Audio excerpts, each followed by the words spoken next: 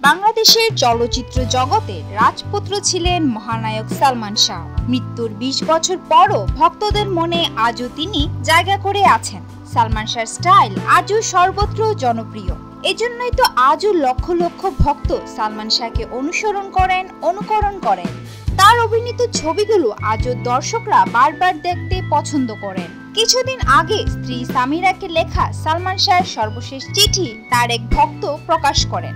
স্ত্রী সামিরাকে কতটা ভালোবাসতেন সালমান শাহ তারই বহিঃপ্রকাশ যেন ঘটেছে তার লেখা এই চিঠিতে। কি লেখা ছিল সেই চিঠিতে?